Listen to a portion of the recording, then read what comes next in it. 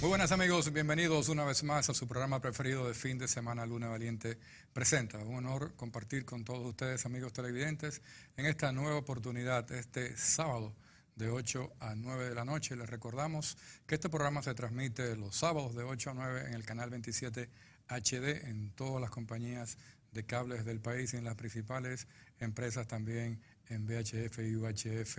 También estamos, les recordamos, en repetición los domingos de 8 a 9 de la noche a través del canal Vega TV y TV Quisqueya, canal 48 de Claro, 52 de Altiz y 1096 Optimum de Altiz para TV Quisqueya, para toda la costa este de los Estados Unidos. También estamos en repetición el mismo sábado compartido con RNN en el canal 20 Nexo de Santiago para toda la región del Cibao Central de la República Dominicana. Como siempre, en Luna Valiente, un tema importante, un tema de actualidad y sobre todo con un invitado muy especial. Es un honor compartir esta noche y darle las buenas noches y la bienvenida al doctor ingeniero José Luis Moreno San Juan, experto eléctrico en la República Dominicana, mecánico electricista, no ingeniero mecánico. Buenas noches, José Luis. Buenas noches, ¿cómo estás? Muy bien, ¿y usted? Bien, bien. Bueno, usted no, tú. Sí, Yo tengo el placer y el honor de conocer a José Luis desde hace muchos años, casi más de 30 años, José sí, Luis. más de 30 años, sí. De Cuando El trabajábamos, tiempo pasa rápido. cuando trabajábamos allá Ujú. en IENC, Ingeniería Electromecánica, Ajá. con un gran grupo de colegas y amigos. Pero en el caso de José Luis siempre ha seguido, y José Luis es un académico con muchos libros escritos, ha dirigido toda la parte de energía de la Universidad Autónoma de Santo Domingo con grandes aportes, ha estado en la Corporación Dominicana de Empresas Eléctricas, la antigua CDE, y evidentemente que teniendo a José Luis con nosotros vamos a hablar de energía. Y vamos a empezar, José Luis, porque tú sabes que me llamaba la atención cuando preparaba algunas cosas del programa, que entré a la página de la presidencia y dentro de los proyectos ya no está el pacto eléctrico. Ya. Entonces, me llama la atención como una definición que yo manejo también, que el verdadero pacto eléctrico está en camino con una serie de proyectos y de obras, lo que podría ser el plan de expansión. Pero, ¿qué ha pasado realmente con el pacto eléctrico? Mi expectativa particular es que nunca se va a firmar. Bien, fíjate qué pasó. Por lo menos la parte de las discusiones hasta las preplenarias Sí, fueron, vamos a decir, lentas, pero continuas, ¿no? O sea, hubo mucha... sí, no, yo estuve Sí, participando sí, en o la plenaria sea, también. pero llegó un momento ya cuando se llegó a la preplenaria de que había ciertos inconvenientes con la redacción de muchos de los puntos.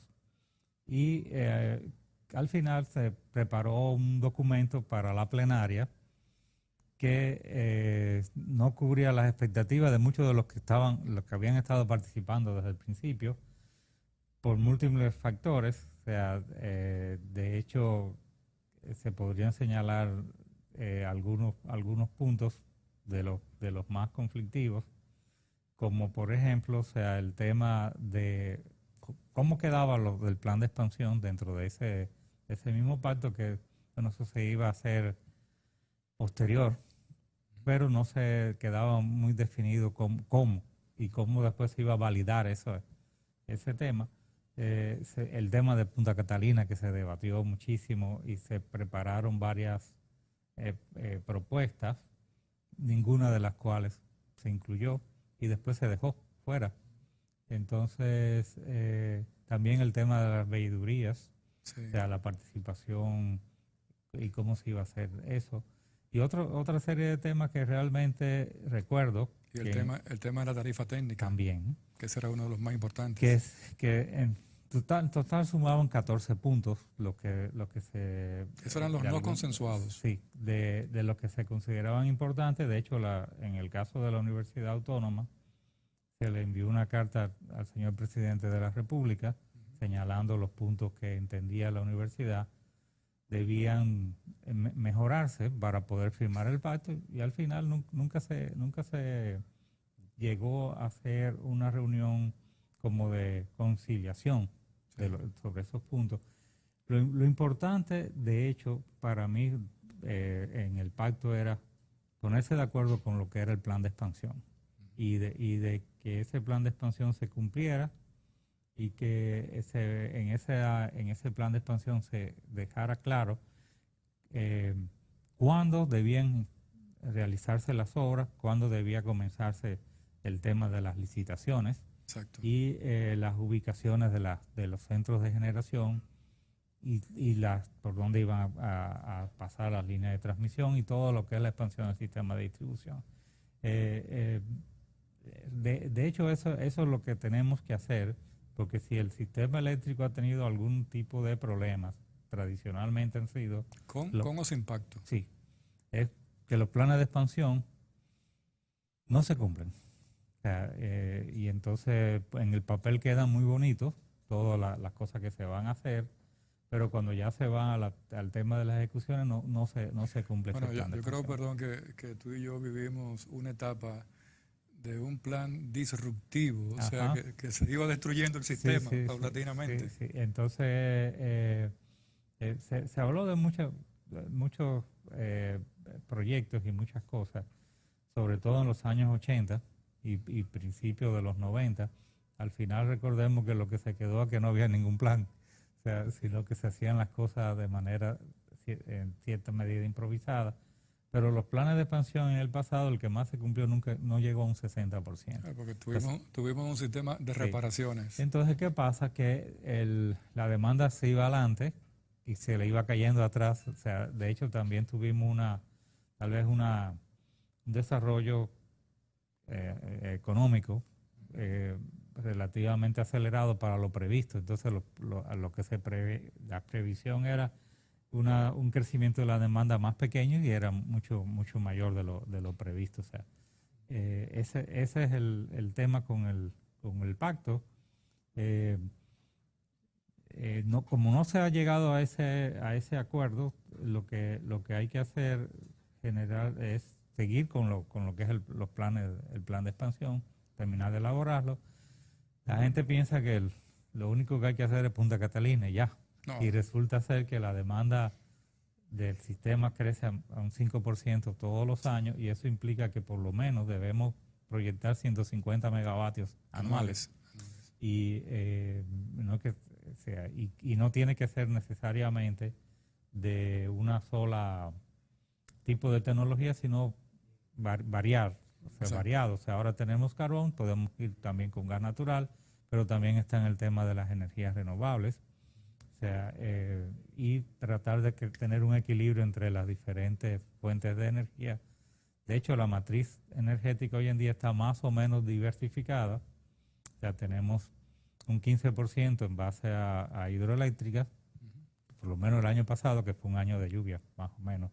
Bueno, como un 14% en carbón, o sea, tenemos ya cerca de un 3% en eólica, a nivel de lo que es energía producida, menos de un 1 o cerca de un 1 en biomasa, menos de 0.5% de energía solar,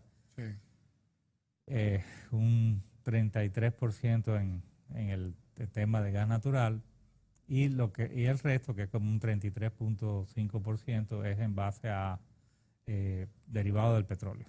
Pero de hecho los derivados del petróleo ya son pocos para la matriz energética que tenemos. Cuando entre Punta Catalina va a subir el porcentaje de carbón, evidentemente. O sea, pero el sistema ya no depende, como dependía en los años 90, básicamente del flujo número 6 y del gasóleo, el flujo número 2. Sí, bueno, casi todas las plantas, Jaina 1, 2, 3, 4, 5, 6, el Timbeque 1 y 2, y todas esas plantas que llegaron en un momento, recorremos una de 30, una de 40, una de 50, y lo que ha hecho siempre, que penosamente, que tenemos un sistema sumamente ineficiente por los tamaños de planta, por muchas de las obsolescencias, los problemas que hubieron con Itabo, con Smith & Enron. Y después muchas plantas que tal vez se instalaron de manera apresurada, porque son las que se pueden instalar en un tiempo corto, pero no son las más eficientes. No, y también algo muy importante que tú lo sabes más que yo, al no tener un Estado inversionista en el sector energético, el sector energético se convirtió en un sector atractivo para sectores privados, porque es muy bueno tú tener a un cliente cautivo.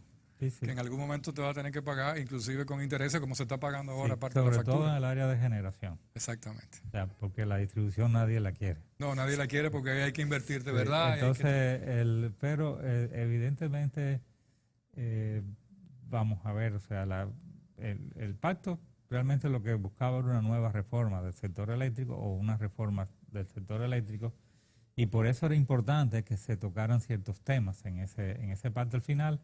Lamentablemente, la mayoría de los puntos acordados eran que se iba a cumplir la ley. sí, O sea, eso es casi el 80% de lo pactado. Y algunos de los avances, bueno, hay que modificar la ley general de electricidad, y eso tampoco casi nadie lo menciona, porque está el Ministerio de Energía y Minas. exacto. Se habla de refundir la Comisión Nacional de Energía con el Ministerio de Energía y Minas, y eso está ahí como medio aletargado, aunque es un proceso que debía cumplirse ahora, en este mes, y eso implica una modificación de la ley. O sea, entonces, eso es algo que es obvio, y no hay que esperar tampoco pactarlo para ir trabajando ya en esa modificación de la ley. Sí. Vamos a pedir tu permiso, José Luis, para ir a una primera pausa comercial. Estamos con ustedes en breve, amigos televidentes.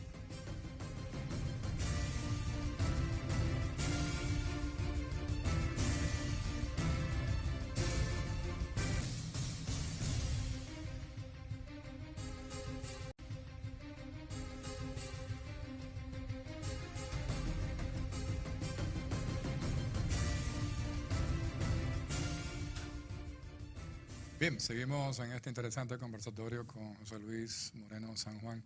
Quería, antes de continuar, José Luis, hacerte un reconocimiento público a ti y a la Universidad Autónoma de Santo Domingo, porque creo que en muchísimos años y por primera vez nosotros vemos a la UAS en un ambiente de adelantado, participando en los grandes temas nacionales.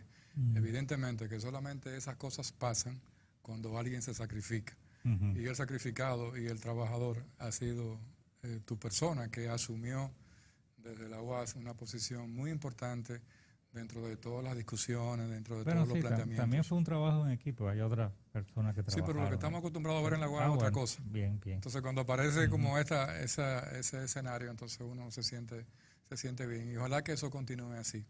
Entonces, José Luis, no hay expectativas definitivas a nivel protocolar de que el pacto culmine, se firme algo, bien, o todo va a quedar bueno, como decía Juan Ariel, no son objeciones, son disensos. Sí, sí, yo sé, pero que el tema está en que se podría haber salvado si hubiese producido ese acercamiento de que hay cosas que hay que cambiar y que hay que incluir. Porque fíjense qué pasa con el tema del pacto, o sea, que se supone que es el pacto para una reforma, una nueva reforma del sector eléctrico. Esa era la finalidad del decreto. Como está, no cumple su cometido, o sea, como está redactado. O sea, se puede firmar o se puede dejar de firmar y no pasa nada, porque evidentemente hay cosas que son obvias que hay que hacerlas, como el tema de la modificación de la ley, la función del Ministerio de Energía y Minas, que debe ser el rector del sector eléctrico, y el sector energía en sentido general, que a veces nos olvidamos que si vamos a hablar de energía, debemos incluir el sector transporte, que es un gran consumidor de combustible, claro, y también un gran emisor de contaminantes. Y de hecho hay una revolución energética, una transición energética en el mundo, de lo cual nosotros estamos como medio ajenos, que es el cambio de todo lo que es transporte a vehículos propulsados por motores eléctricos. Exacto. Y ya eso está ahí a la vuelta de la esquina, y eso implica mucho. Bueno, en República Dominicana, yo he visto en Santo Domingo varios vehículos eléctricos. Pero los traen todavía claro, personas de manera individual. Por unidades. No hay ningún concesionario de vehículos que se haya atrevido ni a traer los híbridos. Creo que van ahora a final de este año a comenzar a traer vehículos híbridos, algún que otro concesionario de vehículos. A pesar de que hay la ley incentiva el uso de los vehículos híbridos y eléctricos con unas exoneraciones de impuestos. Pero esa transición energética está ahí a la vuelta de la esquina, y debemos planificar lo que debemos hacer de aquí al 2030 y después hasta el 2050, ya para el 2050, la mayor parte de los vehículos que andarán en el mundo circulando son propulsados por Sí, electricidad. evidentemente. Y nosotros lo que tenemos que tener un sistema eléctrico sólido que permita hacer las recargas de todos esos vehículos, y eso implica una planificación hasta en las edificaciones y en los sistemas de distribución eléctrica, Sí. los estacionamientos en los centros comerciales y demás, para poder facilitar las recargas de vehículos, ¿verdad? Que si tiene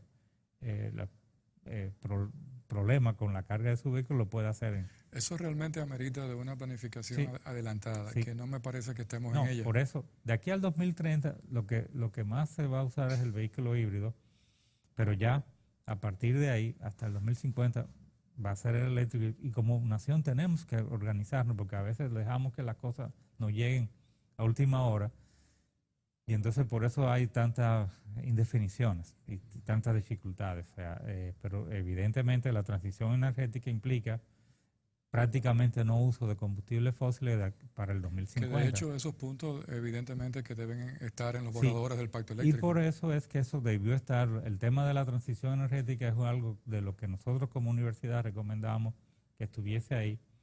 De hecho, es una función del Ministerio de Energía orientar en base a lo que está sucediendo en el mundo, porque aquí todavía nada más que estamos pensando en la electricidad, ¿verdad? O sea, y que si hay apagones o no hay apagones, eso no es un problema en ninguna parte del mundo prácticamente.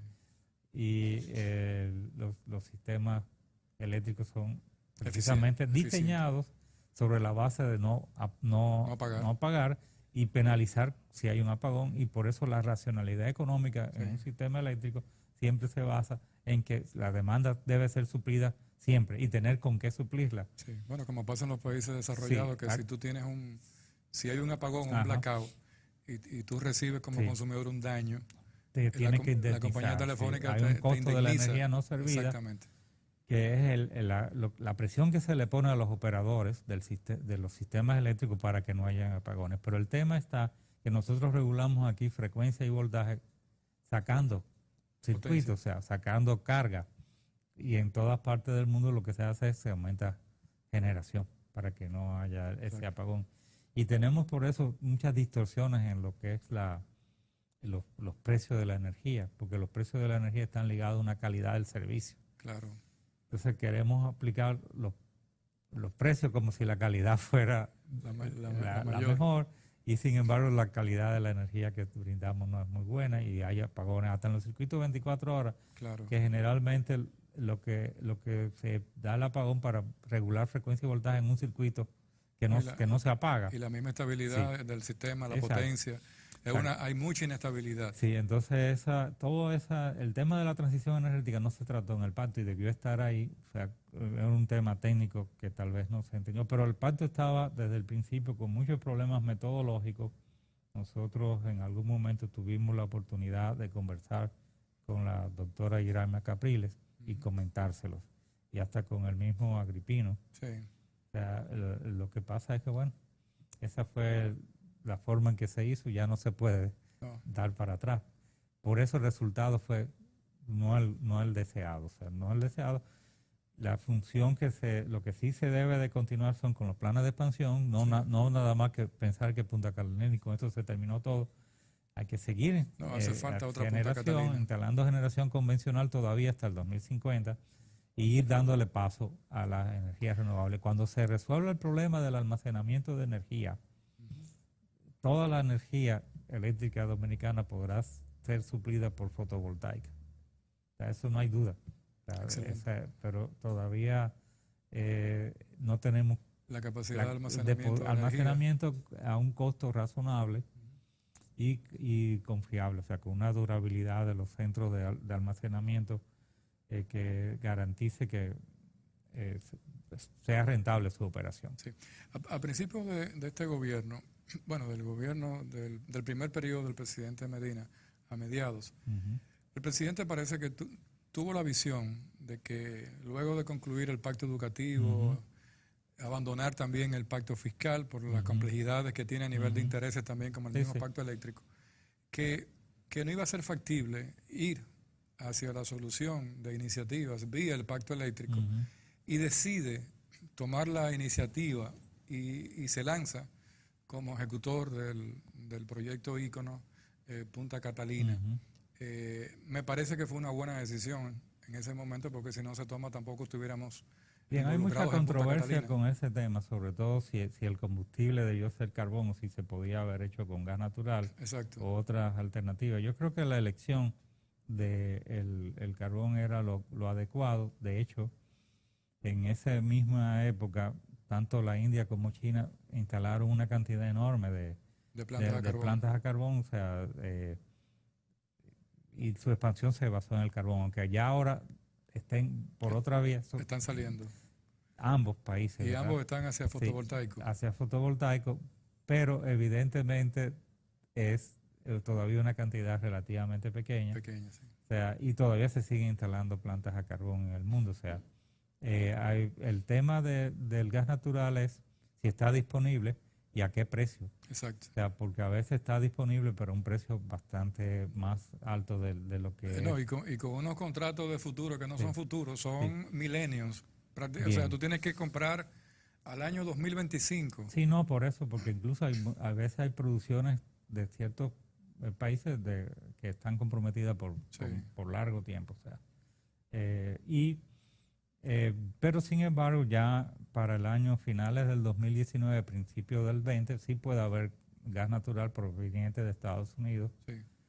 Yo siempre he tenido una objeción con el tema de la fractura hidráulica y la obtención de gas a partir de ese procedimiento, porque tiene unos niveles de emisión a la atmósfera en el proceso de extracción que a veces no es solamente la combustión, sino Sí. también el proceso de extracción, y resulta ser más contaminante en la mayoría de los casos que si se usara carbón. O sea, hay muchísimos escritos sobre eso, tanto en Estados Unidos como en Europa. Evidentemente no son muy populares, Sí. o sea, pero están ahí, o sea, y son estudios bien sopesados, Sí. o sea, sobre ese tema. Pero va a haber gas, o sea, a partir de esa fecha, no había gas antes de esa fecha. O sea, pero también el otro tema con Punta Catalina es el costo de la central, y ahí sí a veces sí tengo ciertas observaciones con Ok, eso. vamos a empezar por ese mismo último tema sobre Ujú. el costo de la central de Punta Catalina. En el segmento siguiente conversamos. Un honor tener a José Luis Moreno San Juan, mecánico electricista. Sí. Seguimos.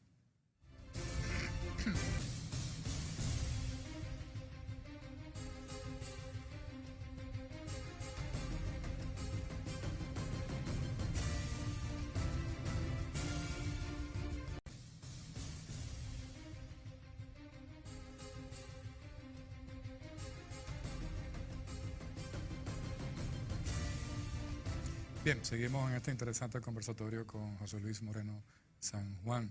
José Luis, íbamos a empezar a hablar del tema del costo de Punta Catalina. Yo particularmente he tenido la oportunidad de estar varias veces en el proyecto siguiendo su desarrollo. Cada vez me impresiona más el tamaño de la obra. La gente puede pensar que eso es una pequeña estructura, pero es una obra monumental. Desde el punto de los 1.600 metros del puerto que abastecerá el carbón hacia un reservoir que tiene 560 metros de largo por 60 de ancho, una obra inmensa.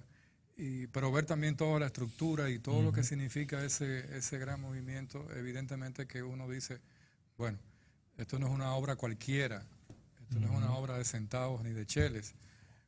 Y te pongo eso de colofón por ahí para empezar por el tema de la discusión Bien, sí, del por costo eso, de Punta Catalina. bien, el tema de que sea a carbón y que haya sido la decisión de tomar la decisión de una planta a carbón, eso no hay discusión.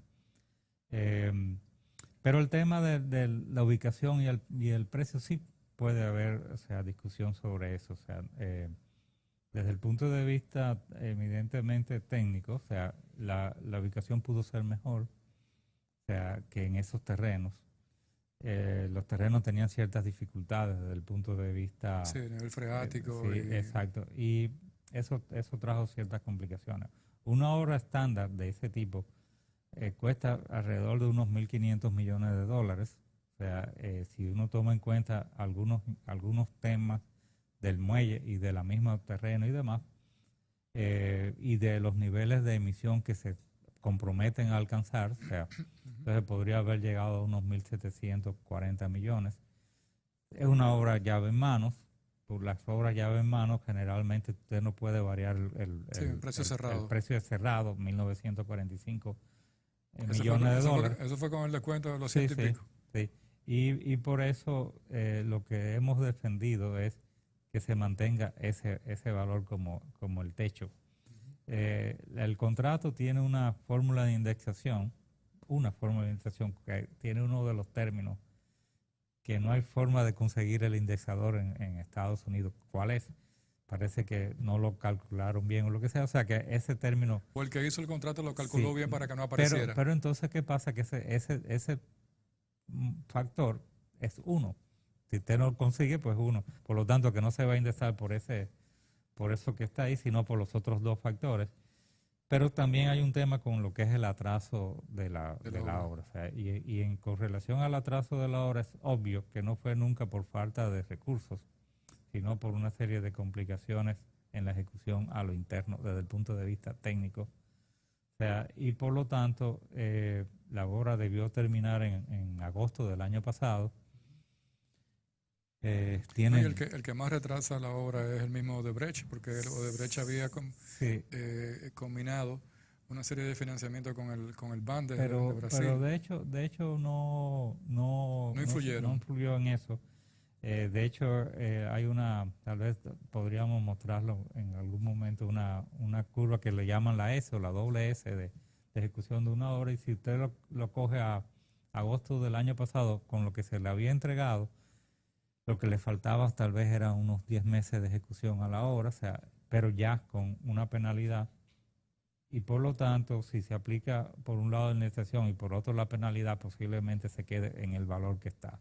Hay un tema en discusión que es los adicionales, pero realmente desde el punto de vista de lo que es el contrato, que es una obra llave en mano, esos adicionales es muy difícil que puedan probar que realmente tienen derecho a ello, ¿verdad? Los mismos actores, perdón, que han incidido tanto en puntos específicos no acordados en el tema del pacto eléctrico, ¿estarían también involucrados detrás de que Punta Catalina nunca arranque? Bueno, el tema, por eso ha sido una obra muy controversial, ¿verdad? O sea, por un lado hay mucha gente que dice que está de acuerdo, pero por delante. No es una obra de infraestructura, es una obra política, sí, porque entonces, todo el mundo opina de ¿qué Punta pasa? Catalina. Que, por ejemplo, lo cierto es que hay una serie de unidades que serían desplazadas. Claro. Por eso fíjese que se habla siempre de que hay mucha generación, pero no me compran. Pero realmente, ¿a qué precio te van a comprar? ¿A 14, 15, 16 centavos de dólar el kilovatio? ¿A cómo estaría en línea Punta Catalina? Bueno, eso también es otra... Se habla de 8, de 10. Sí, deberían dar en torno de los 8 centavos. O sea, pero realmente no sabemos cuál va a ser el costo final de la obra, no se podría definir. Sí, ahí habría que recalcular pero lo cierto es que es una energía, los 8 centavos de dólar es el precio a que se aspira. Por eso en las últimas licitaciones que se hicieron en la CDE para compra de energía, se pudo comprar una parte a 8 y por el entorno de los 8 centavos de dólar.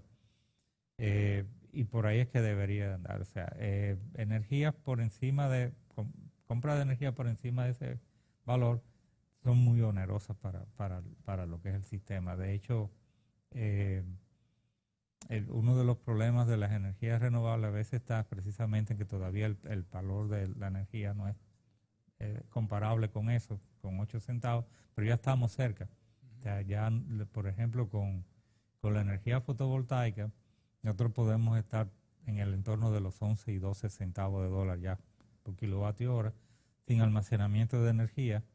De hecho, un proyecto pequeño sin almacenamiento de energía anda por los 1.300 dólares el kilo instalado. O sea, Y la parte ponderada entonces a nivel de precio final sí, del sistema alinea. Sí, lo que sucede con la renovable es que usted necesita una potencia de su sistema y la cantidad de energía que se produce es relativamente poca. O sea, por ejemplo, Sí. no sé, en una obra de convencional, usted puede tener el 80% del tiempo del año produciendo la planta, pero por ejemplo, un sistema solar posiblemente sea un 24%, porque de noche no produce. Exacto. O sea, entonces si va a cubrir la noche, entonces necesita almacenamiento de energía y entonces eso es más caro. O sea, ya una obra de esa pasa sale los $1,600 el kilo, pero los grandes sistemas fotovoltaicos ya están por debajo de los $1,000 el kilo instalado, que es un precio bastante aceptable.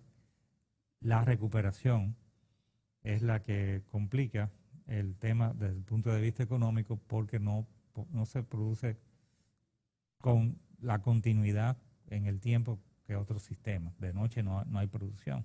Sí. En el caso de la eólica pasa otro tanto. El viento no siempre hay la misma disponibilidad de viento, y generalmente un sistema eólico lo que aprovecha es como un 35% del tiempo disponible en el año para producir. Pero ese es el caso. Yo creo que la dirección del proyecto Punta Catalina lo que debe tratar es de mantener en el entorno de los 1.945 millones de dólares el valor de la obra, y discutir. A pesar de la demanda que está a pesar de la discusión. demanda, porque incluso es obvio, y eso, que hay muchas dificultades técnicas en la ejecución que no son responsabilidades del contratista, sino del contratado. Del contratado. Vamos a ir a nuestra última pausa comercial y para seguir con este conversatorio con José Luis Moreno San Juan. Venimos en breve.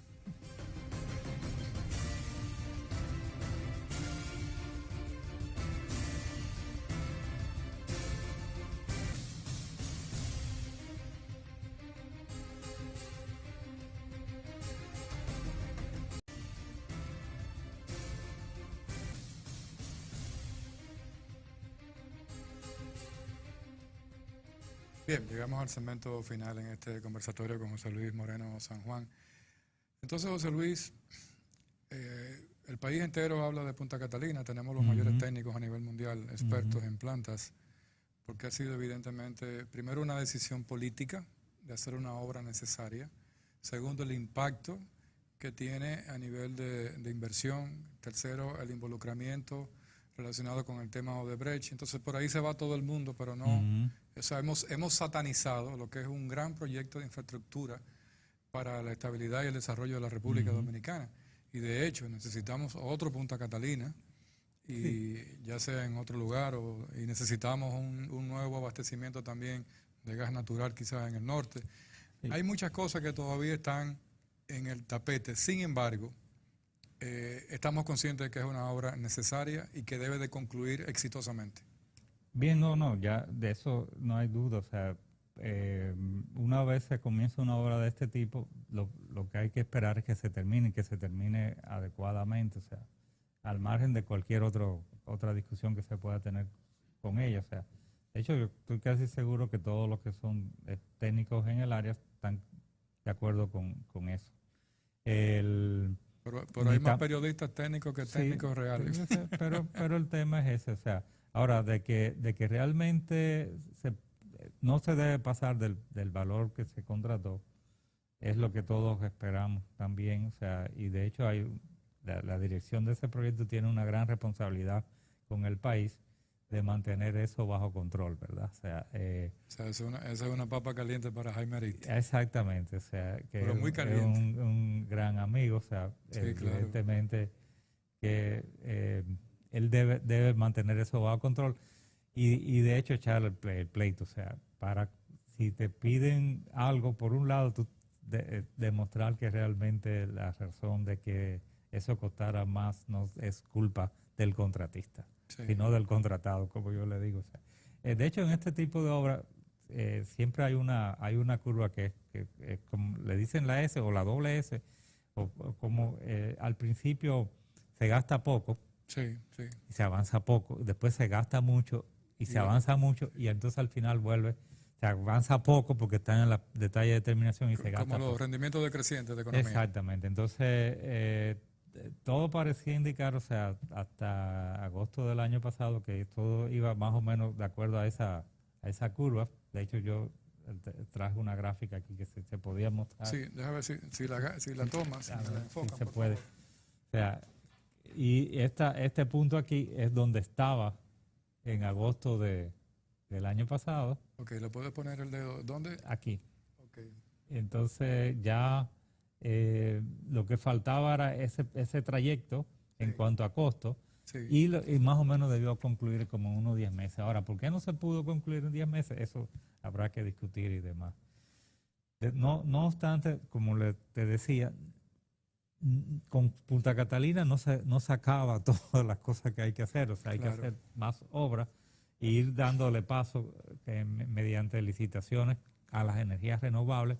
De hecho, hace poco que se tomó una decisión que me parece adecuada, que es que todos los proyectos nuevos, por lo menos los grandes proyectos de energías renovables, se van a licitar para poner orden en el tema de las energías renovables, porque había una especie de avalancha de proyectos donde quiera, o sea, y eso no se puede hacer de esa manera. O sea, que eso entendemos que es una muy buena decisión del Ministerio de Energía y Minas, o sea, el haber hecho esa como regularización de esos proyectos. Y tenemos que hacer licitaciones para más energía.